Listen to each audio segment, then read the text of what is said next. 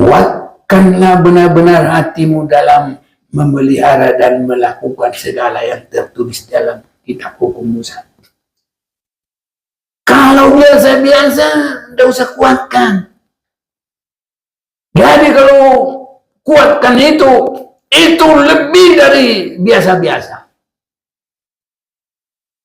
Kalau kita punya 10, kita kasih 1, itu biasa, saudaraku. Tapi kalau janda sarpat, tinggal tepung 1 genggam, minyak sedikit dalam buli-buli, habis itu. Kalau itu sudah dimakan, dia bilang apa? Tapi masih berani dia mengutamakan Tuhan dalam yang begitu. Nah ini tingkatannya, saudaraku. Kita harus semakin mengerti. Banyak orang kalau udah cukup belanjanya baru mau. Nggak boleh begitu. Justru nggak dapat menang nanti. Semua yang lain-lain, mau raja pun dia mau apa, gemuk, kurus, kalah semua. Tapi janda sarpat menang. Melampaui semua sampai 3,5 tahun.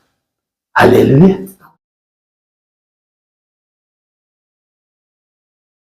Kita sangat bersyukur kepada Tuhan. Oleh kemurahannya kita boleh beribadah saat ini. Saudara-saudaraku, firman Tuhan, Alkitab kita ada 66 buku dan begitu banyak pasal, terlebih ayatnya. Kalau kita beribadah, saudaraku, biarpun seandainya setiap hari, belum tentu kita bisa terus mengikuti seluruh Alkitab ini, tetapi kita akan bersungguh-sungguh seberapa yang kita bisa. Kita mau terarah sungguh-sungguh, saudara-saudaraku. Saya mau mengajak kita kembali apa yang kita sudah sering dengar. Saya melihat ini adalah satu hal yang sangat penting sekali. Di dalam Yohanes pasal yang kedua itu, mulai 19, jawab Yesus kepada mereka, rombak bait Allah ini, dan dalam 3 hari aku akan mendirikannya kembali.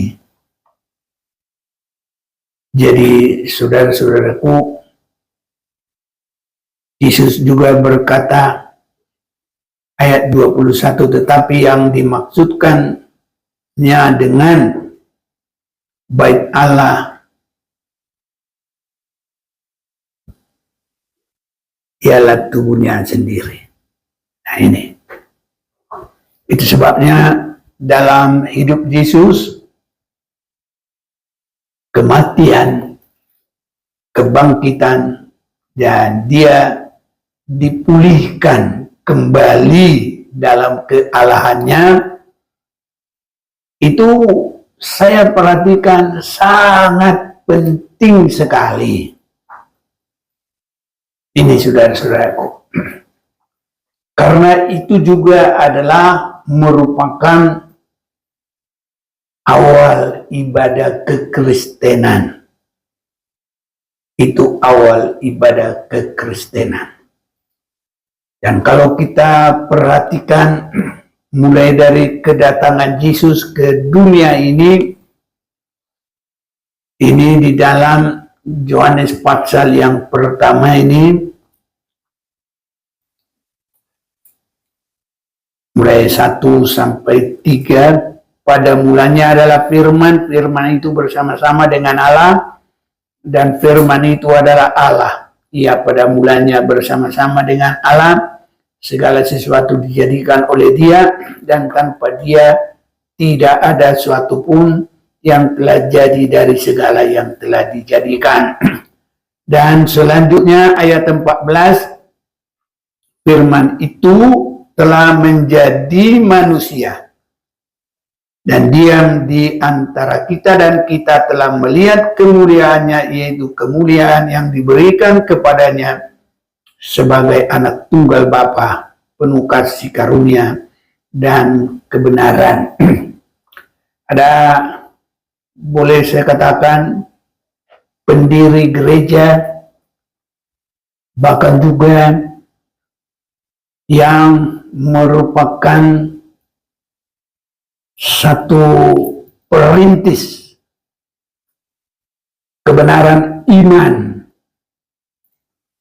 Jadi dia mengatakan firman itu telah menjadi manusia dan diam. Arti diam itu dia bilang bertabernakel. Jadi tersusun, ya begitu saudaraku. Jadi tabernakel itu yang Tuhan suruh buat kepada Musa. Maka dengan adanya tabernakel itu, banyak gereja dan banyak ajaran dari awal itu. Makanya ada Pantekosta Tabernakel, ada Betel Tabernakel, ada juga macam-macam yang menyangkut tabernakel. Jadi itu adalah yang Allah suruh kepada Musa. Jadi masih Tuhan suruh itu untuk mendirikannya kepada Musa. Tapi kalau Yesus langsung dia sendiri yang bertabernakel. Jadi saya lihat di sini dua-dua ini adalah dasar keimanan. Tetapi yang satu adalah sebagai nubuatan. Tapi Yesus adalah penggenapan. Itu sebabnya kalau kita sudah dengar tadi bertabernakel, dalam Ibrani pasal yang ke-9, saya mau ajak kita baca. Memang perjanjian yang pertama juga mempunyai peraturan-peraturan untuk ibadah dan untuk tempat kudus buatan tangan manusia.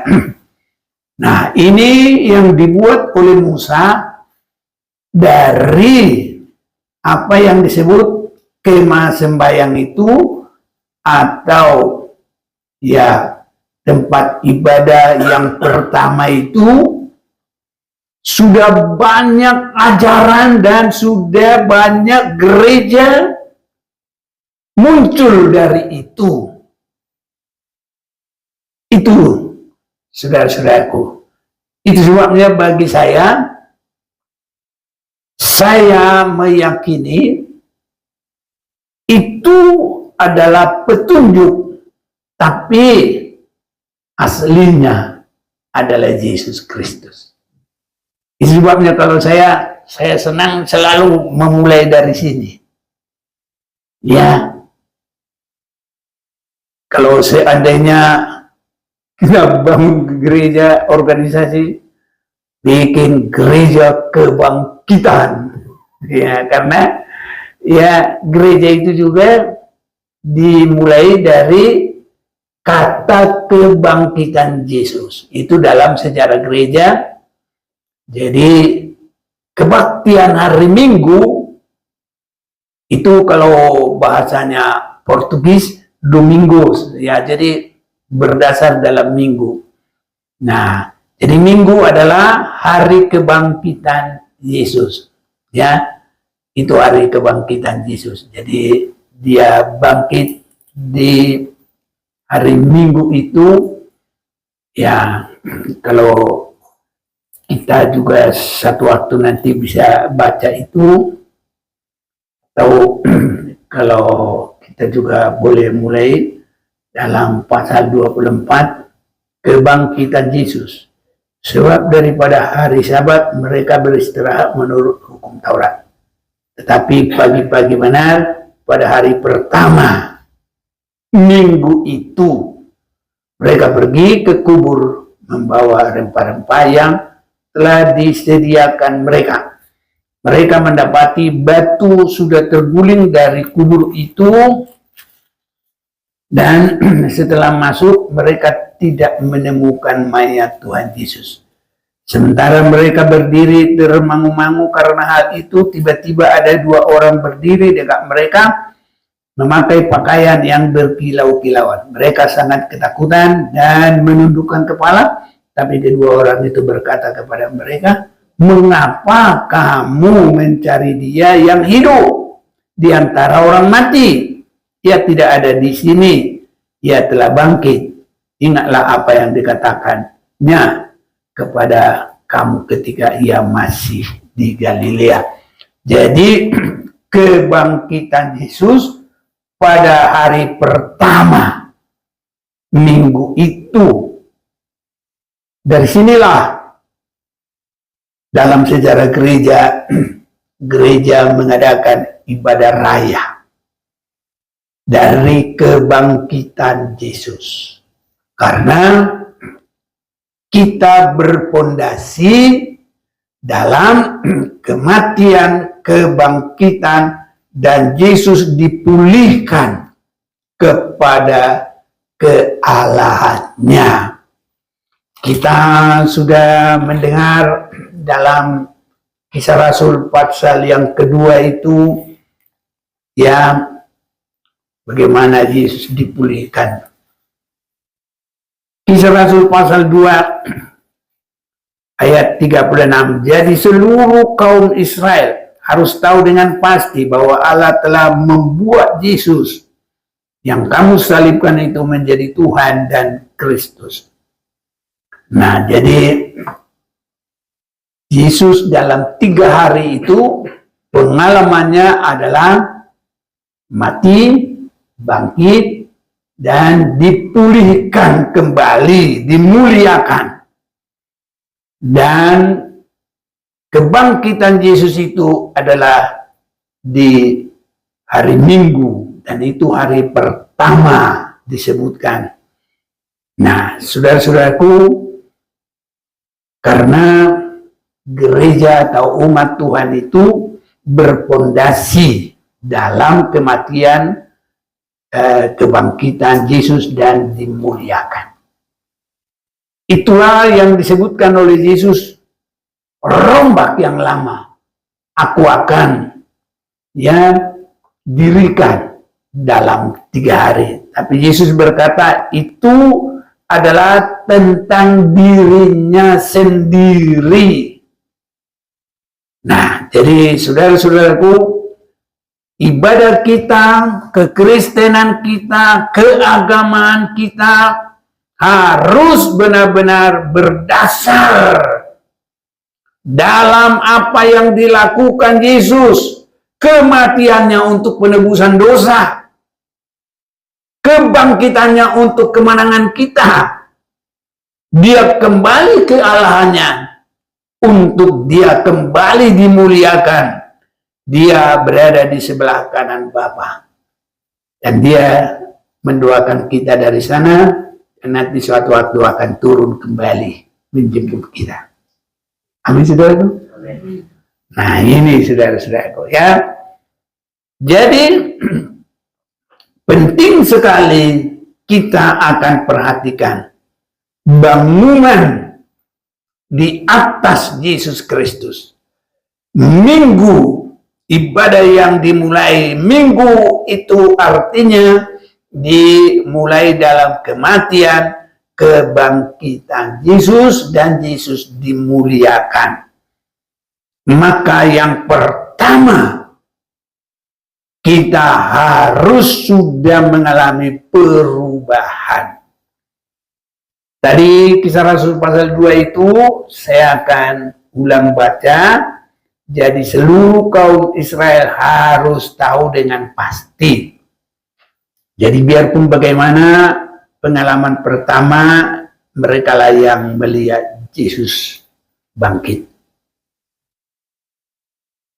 Makanya jadi seluruh kaum Israel harus tahu dengan pasti. Jadi Yesus mulai menampakkan diri kepada berapa orang, dan nanti yang terakhir kepada 500 pasang mata, baru dia naik.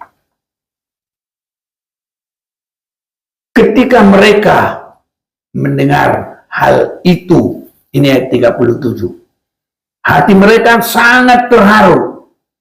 Lalu mereka bertanya kepada Petrus dan rasul-rasul yang lain, apakah harus kami perbuat, saudara-saudara? Supaya benar-benar bangunan Yesus Kristus yang berpondasi di dalam Yesus, apa yang harus kami perbuat? Maka saudara-saudaraku,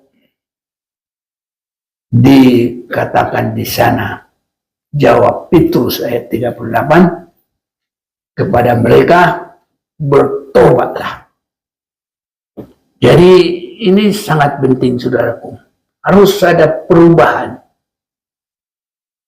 Biarpun orang menjadi agama Kristen, tapi belum merupakan perbuatan. Perbuatan awal harus ada perubahan. Perubahan keinginan, perubahan kemauan, itu baru mulai dari dalam, baru nanti tindakan-tindakan sehari-hari. Ini saudara-saudaraku, kalau ini tidak ada, jadi Kristen pun nggak ada artinya. Ya. Jadi jawab Petrus kepada mereka, bertobatlah dan hendaklah kamu masing-masing memberi dirimu dibaptis, sampai yang lama itu terkubur. Kiranya Tuhan tolong kita tidak muncul-muncul lagi yang lama. Tapi yang baru yang sudah harus datang, yang muncul. Sehingga kita boleh berkata, yang lama sudah berlalu, yang baru sudah datang. Ini saudaraku, bangunan di dalam kematian, kebangkitan Yesus, dan Yesus dimuliakan. Jadi peraturan ibadah itu, inilah saudaraku peraturan ibadah di dalam pondasi keyakinan, kematian, kebangkitan, dan Yesus dimuliakan. Baru sampai kita bersekutu dengan Tuhan di dalam Roh Kudus. Ini saudara-saudaraku, kita akan masuk dalam bulan-bulan pencurahan Roh Kudus. Kita akan masuk dalam bulan-bulan itu. Jadi dari kebangkitan ini, Yesus menampakkan diri 10 hari.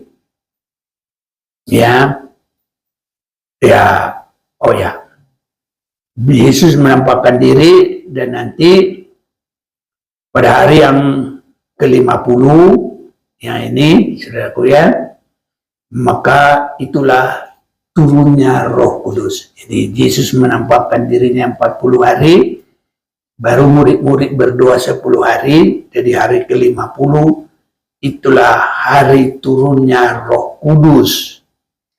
Jadi inilah awal, baru awal saudara-saudaraku. Itulah dasar yang berpondasi kepada Yesus Kristus. Itu sebabnya semua kita, bapak, ibu, pemuda, pemudi, ya sampai anak-anak harus sampai bisa mengerti, inilah dasar kita. Jadi kalau peraturan yang diterima oleh Musa itu masih harus diterjemahkan kepada Yesus. Tapi kalau ini sudah langsung kejadian Yesus dan apa yang disampaikan oleh murid-murid Tuhan sebagai yang pertama bersama Yesus dan juga sebagai saksi mata yang bersama dengan Yesus sewaktu mereka sudah terpanggil sampai Yesus naik ke sorga. Jadi merekalah saksinya, dan inilah sebagai pondasi kekristenan. Itu baru awal. Itulah yang awal pertama. Jadi kalau kita ikuti, jadi seluruh kaum Israel harus tahu dengan pasti bahwa Allah telah membuat Yesus yang kamu salibkan itu menjadi Tuhan dan Kristus. Jadi artinya sudah mati, sudah bangkit, yang disalibkan itu sudah bangkit, dan dia sudah kembali kepada kealahannya. Itu sebabnya dari firman inilah saya boleh berkata, Yesus menjadi manusia karena nama Yesus itu adalah nama kelahiran. Kalau dia lahir nanti harus namanya Yesus. Kita sudah sering baca itu. Tapi kalau kita mau mengikuti dari awal, kita ikuti juga itu dalam Matius pasal yang pertama. Kalau Natalan sering kita dengar ini. Ini mau kita baca ayat ya langsung pasal 21 dulu, mulai 20 saja.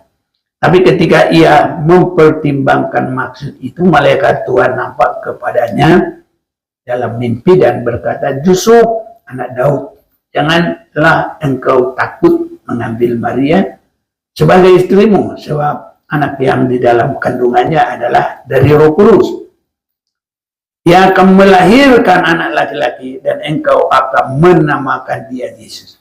Jadi Yesus itu nama kemanusiaan. Allah yang menjadi manusia, tapi melalui kelahiran. Ini saudara-saudaraku. Ia akan melahirkan anak laki-laki dan engkau akan menamakan dia Yesus, karena dialah yang akan menyelamatkan umatnya dari dosa mereka. Jadi kematian Yesus menyelamatkan manusia dari dosa mereka. Kebangkitannya untuk mengalahkan setan, sudah mengalahkan maut, bahkan mengambil kunci maut itu. Itu ambil kunci itu kita baca nanti di dalam Wahyu, tapi enggak sekarang pun enggak apa-apa. Nah, ini saudara-saudaraku. Jadi nama Yesus itu adalah dia dalam kemanusiaannya, dan itu juru selamat, menyelamatkan manusia dari dosanya. Nanti kalau sudah selesai penyelamatan itu, dengan penyelamatan dia mati dan bangkit, maka kembali dia kepada kealahannya. Tadi kita sudah baca. Baru dia menampakkan diri 40 hari, dia naik ke surga. Dan murid-murid berdoa 10 hari, biasanya itu bulan 6 ya. Ya, bulan 6 kalau sana. Nanti kita sesuai harinya semua pasti akan kita temukan itu. Itulah saudara-saudaraku dasar dari gereja: bertobat, berbaptis, terima Roh Kudus. Baru nanti orang-orang kudus itu dilengkapi lagi. Banyak orang, ya Yesus sudah bangkit, sudah mati dan bangkit, ya naik ke surga, sudah sampai di situ. Sebab dengan di situ kita sudah boleh mendapat kesembuhan, pertolongan, ya segala macam mujizat sudah. Tapi satu perkara lagi saudaraku, harus semakin terjadi apa yang kita sudah sering membaca dalam Efesus pasal yang keempat, Saya senang mengulang-ulang biar kita benar-benar memperhatikan. Ya, Efesus pasal 4 ayat 11. Dan ialah yang memberikan baik rasul-rasul maupun nabi-nabi, baik pemberita-pemberita Injil maupun gembala-gembala dan pengajar-pengajar, untuk memperlengkapi orang kudus bagi pekerjaan pelayanan, bagi pembangunan tubuh Kristus.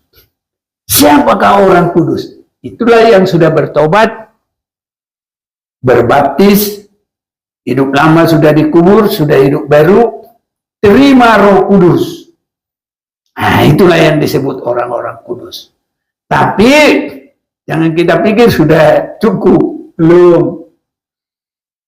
Untuk memperlengkapi orang-orang kudus bagi pekerjaan pelayanan, bagi pembangunan tubuh Kristus, sampai kita semua telah mencapai kesatuan iman dan pengetahuan yang benar tentang anak Allah, kedewasaan penuh dan tingkat pertumbuhan yang sesuai dengan kepenuhan Kristus.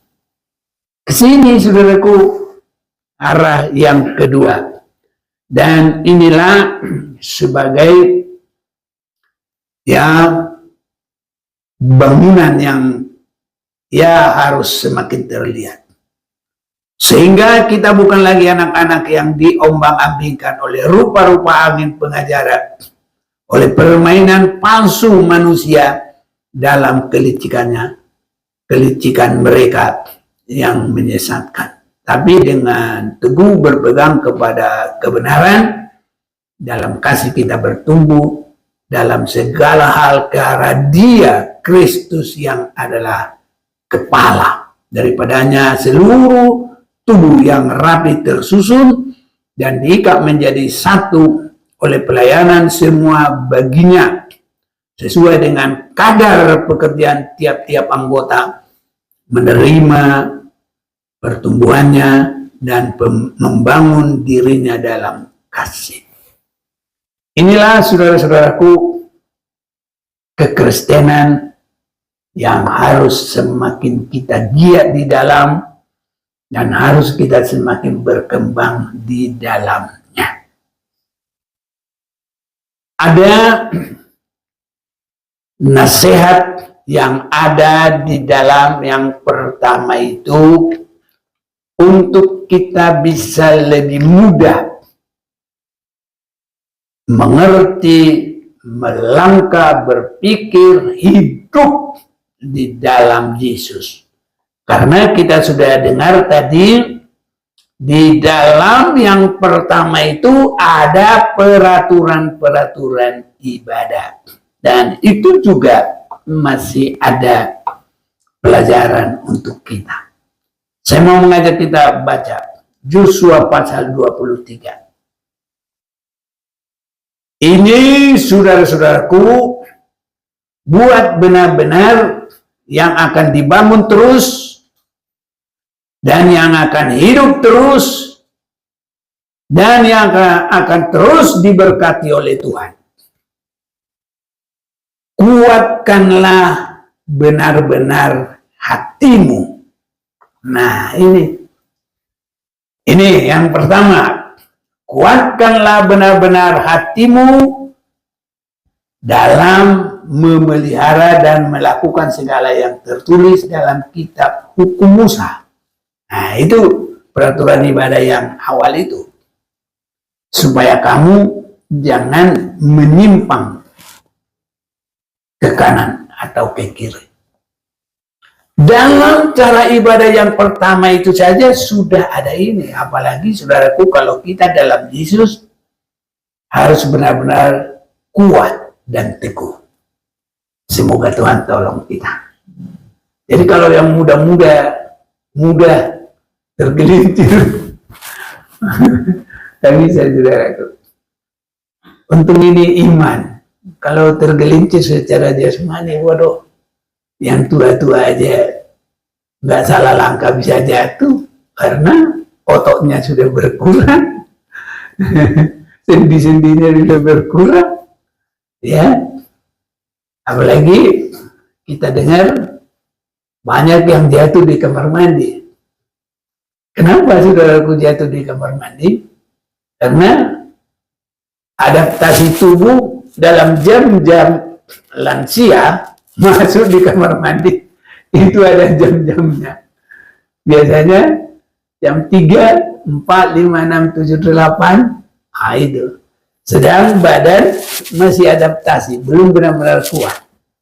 Nah, jadi orang pikir ada apa kamar mandi, padahal di situ adaptasi tubuh manusia itu antara jam 3 itu, karena lansia itu sering bangunnya itu jam 3 itu, ya.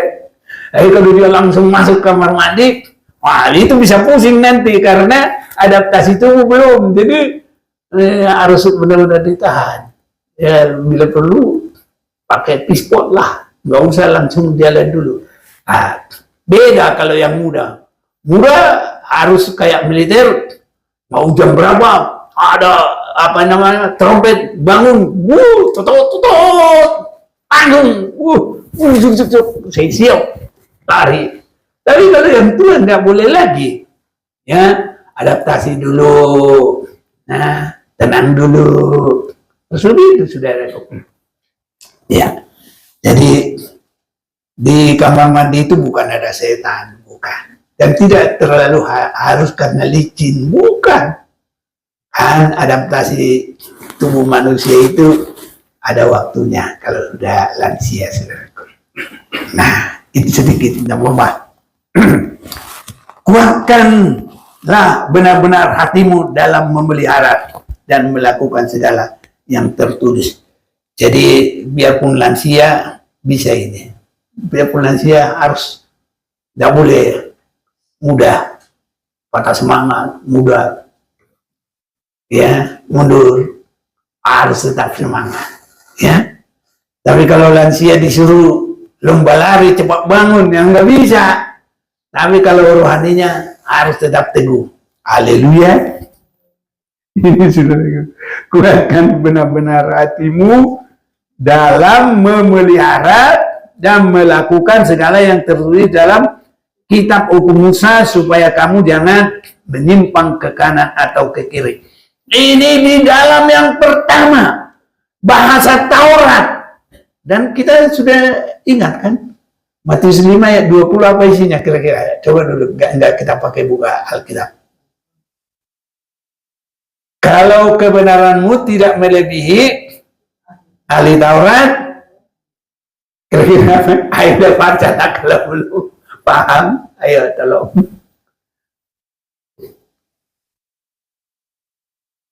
Tolong.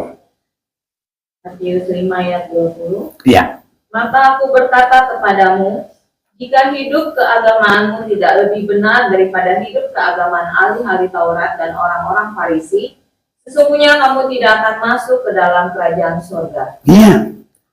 Ini dalam bukunya ahli Taurat ini, saudaraku, ada di sini nih. Dan ini bukan untuk kita. Perjalanan bangsa Israel dari Mesir ke tanah Kanaan, tidak ada orang Batak di situ, tidak ada orang Indonesia. Semua orang Israel. Nah, tapi dalam ibadahnya itu ini saja sudah mereka harus tanamkan, apalagi kita, saudara-saudaraku. Haleluya. Jadi kepada ibadah kita, kepada firman Tuhan, harus sudah sampai ada pengorbanan. Karena itu pembuktian cinta kita kepada Tuhan. Kasih kepada Tuhan adalah siapa? Lanjut. Melakukan firman-Nya. 1 Yohanes 5 ayat 3. Ayo, baca lagi. Ini saudaraku.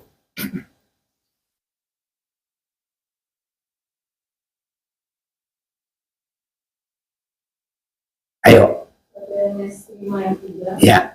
Sebab inilah kasih kepada Allah, yaitu bahwa kita menuruti perintah-perintahnya. Perintah-perintahnya itu tidak berat. Haleluya. Tapi kalau orang nggak mau, berat. Jadi hanya yang mengasihi Tuhan nggak berat. Kalau kita mengasihi, apa yang berat jadi ringan. Tapi kalau kita terpaksa hanya matikan dulu lampu kan lampu teplok bisa hidung sampai pagi, saudaraku, bisa hitam itu. Cuma niup aja, gitu. Matikan dulu.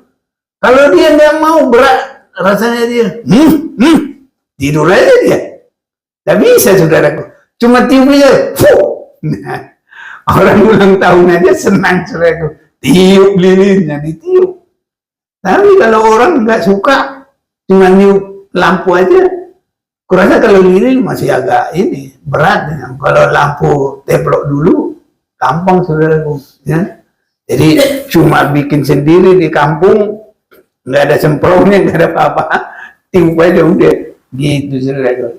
Tapi jadi berat karena nggak suka. Tapi kalau kita suka semua firman Tuhan, katanya tadi tidak berat. Haleluya. Jadi orang yang mengasihi Tuhan tidak berat firman Tuhan, ringan, saudaraku, karena kita kasih kepada Tuhan.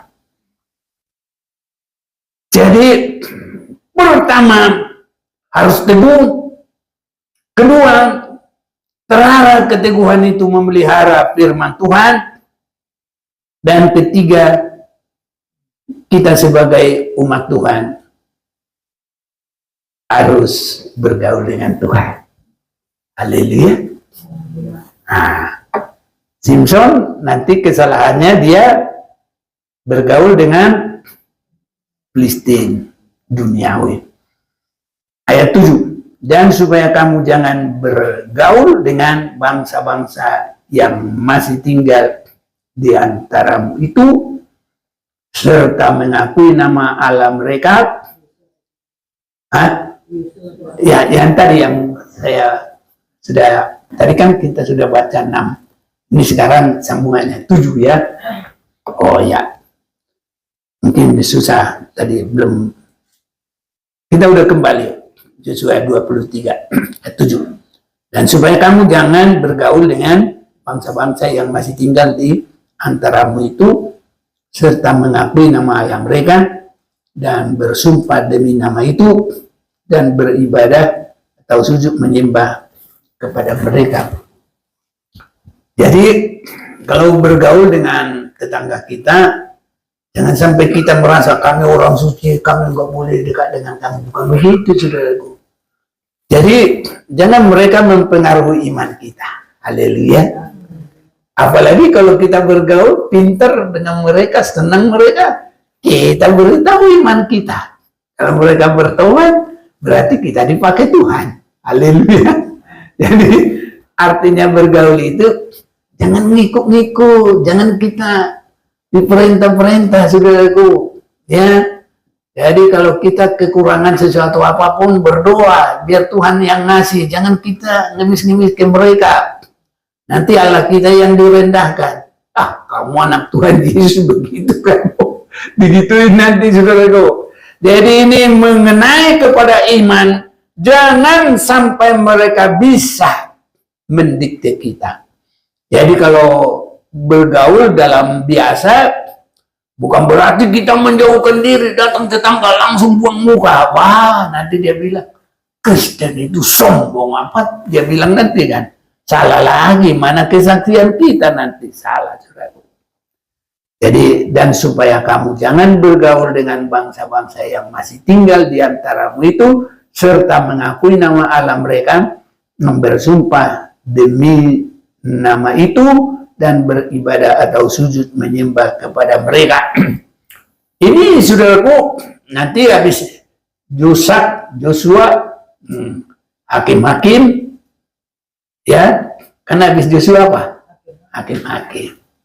Hakim-hakim itu disitulah sebagai cerita yang paling top di situ adalah Simpson main. Ini, saudaraku, kalau itu udah benar-benar menyatu dia. Bapak mamanya bilang jangan itu perempuan Filistin, malah menikah dia sama itu. Habislah dia gara-gara itu. Semua rahasianya dibuka ke situ, habis semua ketuhanannya. Dan dia dikalahkan. Ini saudaraku. Jadi bergaul dalam arti jangan sampai merusak keimanan, ya. Karena disebut di sini serta mengakui nama Allah mereka dan bersumpah demi nama itu dan beribadah atau sujud menyembah kepada mereka. Tetapi harus berpaut pada Tuhan Allahmu seperti yang kamu lakukan sampai sekarang. Sampai sekarang kita bertaut kepada Tuhan kita. Haleluya. Bukankah Tuhan telah menghalau bangsa-bangsa yang besar dan kuat dari depanmu? Sedangkan kamu ini seorang pun tidak ada yang tahan menghadapi kamu sampai sekarang.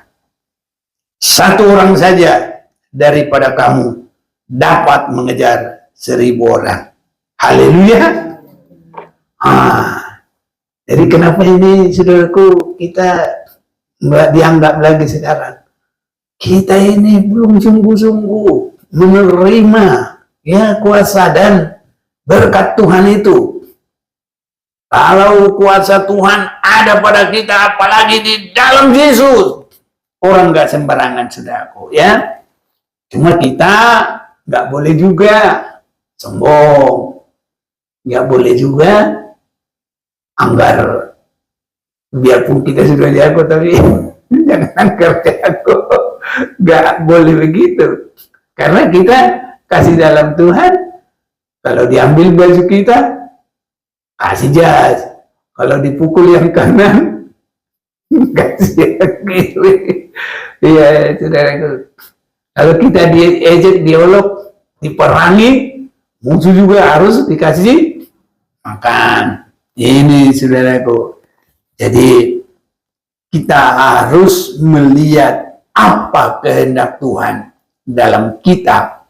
Kalau disebut jangan bergaul, jangan sampai nyerempet untuk mematikan percaya kita, keimanan kita. Kalau sudah mulai ini terjadi, ya jangan lanjut-lanjut lagi. Tapi kalau kita bisa, ya ada kuasa saudaraku, itu boleh. Tapi kalau nggak ada, jangan malah kita nanti digencet, habis kita hilang. Jadi kalau kita sudah ada kuasa, satu orang saja daripada kamu dapat mengejar 1000 orang. Sebab Tuhan Allahmu dialah yang berperang bagi kamu seperti yang dijanjikannya kepadamu.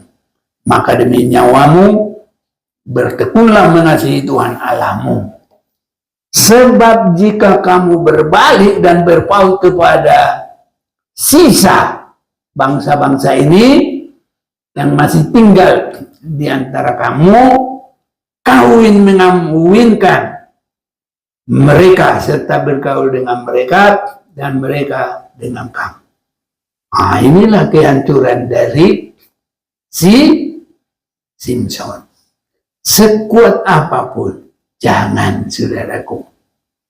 Kita harus, nggak ada hubungan terang dengan gelap. Haleluya. Ini saudaraku. Kalau bergaul untuk menyinari mereka boleh, tapi kalau kita digelapin sama dia, jangan. Maka ketahuilah dengan sesungguhnya bahwa Tuhan Allahmu tidak akan menghalau lagi bangsa-bangsa itu dari depanmu. Jadi kita bisa kalah terus ini, malah dijajah lagi.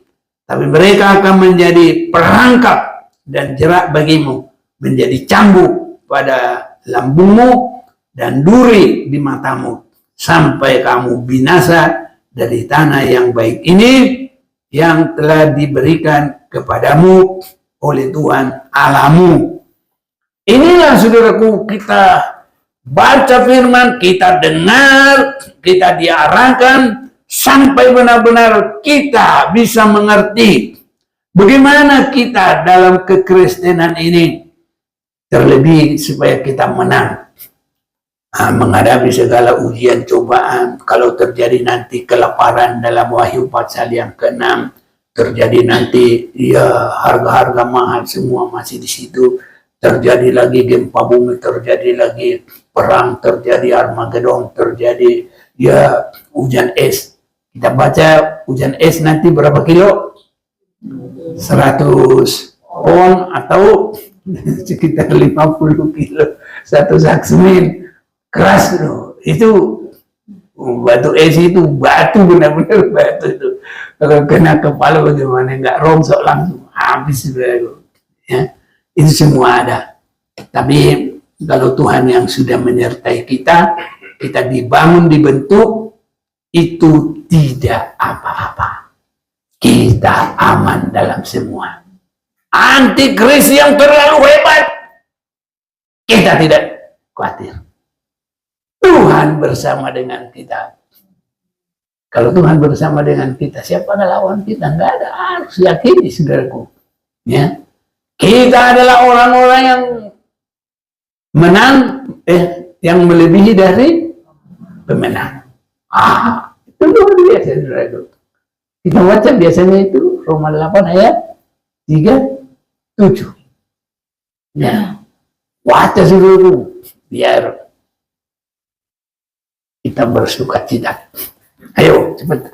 Ayat 37. Ya. Tetapi dalam semuanya itu, kita lebih daripada orang-orang yang menang oleh Dia yang telah mengasihi kita. Iya. Yesus yang mati dan bangkit untuk kita menjadi pondasi iman kita. Dan yang di dalamnya kita dibangun dari hari ke hari. Dibarui terus-menerus. Maka tidak ada lagi lawan kita sampai antikris juga. Tidak ada lagi. Itu sebabnya kita akan mulai memperhatikan. Kuatkanlah benar-benar hatimu dalam memelihara dan melakukan segala yang tertulis dalam kitab hukum Musa. Kalau biasa-biasa, tidak usah kuatkan. Jadi kalau kuatkan itu lebih dari biasa-biasa. Kalau kita punya 10, kita kasih 1, itu biasa, saudaraku.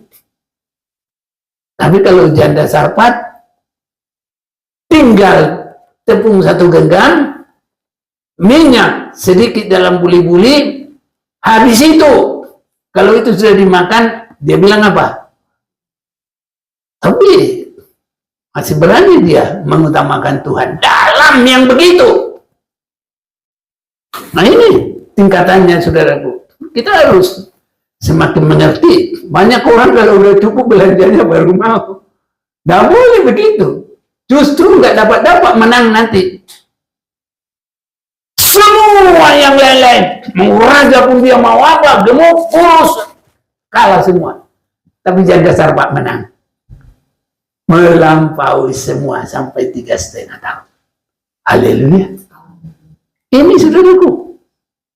Kita harus mengerti itu. Sejauh mana sudah kuat dan benar-benar hati dalam memelihara dan melakukan segala yang tertulis. Ini sudah melebihi dari nyawanya. Ini saudaraku. Kalau ini sudah mulai terjadi bagi kita, dan kita sudah mulai mengerti, dan kita mulai mengarah ke sana, nanti kita akan menjadi pemenang yang luar biasa. Kita harus dihargai. Lawan 1000, kita 1. Sama nilainya. 1000 dengan 1. Ini saudaraku. Justru 1000 dia, kita 1. 1000 ini yang terhalau. Amin, saudaraku. Haleluya. Ini kita 1 orang menghalau 1000, saudaraku. Nah, ini luar biasa. Tapi harus berani mengutamakan firman Tuhan. Itulah pemenang yang sesungguhnya. Jadi kita sudah mulai mengarah dibangun seperti Yesus. Karena Yesus tidak mempertahankan apa saja pun dalam dirinya. Pertama sekali dia menjadi manusia, tidak menganggap kesetaraannya dengan Allah sebagai yang dipertahankan. Benar nggak begitu? Coba baca ulang. Ya, ini saudaraku. Filipi 2 ayat 6. Filipi 2 ayat 6. Ya. Yang walaupun dalam rupa Allah, tidak menganggap kesetaraannya dengan Allah itu sebagai milik yang harus dipertahankan. Ya. Melainkan telah mengosongkan dirinya sendiri, ya, dan mengambil rupa seorang hamba dan menjadi sama dengan manusia. Ya. Lagi. Dan dalam keadaan sebagai manusia, ia telah merendahkan dirinya dan taat sampai mati, bahkan sampai mati di kayu salib. Satu lagi, itulah sebabnya. Allah Ya. sangat meninggikan dia dan mengaruniakan kepadanya nama di atas segala nama. Amin. Mau menang saudaraku? Jangan mempertahankan. Oh, kalau aku bikin ini habis, matilah kami. Harus punya iman saudaraku. Semoga kita semakin berani. Saya tidak maksa saudaraku, tapi saya membukakan bagi kita bagaimana yang sesungguhnya. Berbahagia yang melakukan firman Tuhan, menyimpan dalam hidupnya, dan kuasa kemenangan itu pasti terjadi. Kita melebihi orang yang menang. 1000 kita bisa halau, hanya seorang diri pun. Ini sudah luar biasa ini. Biasanya kalau satu dikeroyok 5 aja sudah satu sudah hancur lebur. Satu dikeroyok 1000 yang terhalau. Amin saudaraku. Biar kuasa itu semakin bertambah-tambah bagi kita. Teguh. Dan juga kalau Tuhan nanti memberkati kita, saudaraku, itu semua karena korban Yesus yang pondasi dan kita dibangun dalam Dia. Gak ada yang kita sombongkan. Harus semakin rendah hati. Apapun yang kita miliki membawa kita semakin rendah hati. Dan Tuhan pasti memberkati kita. Mari kita mau datang kepada Tuhan.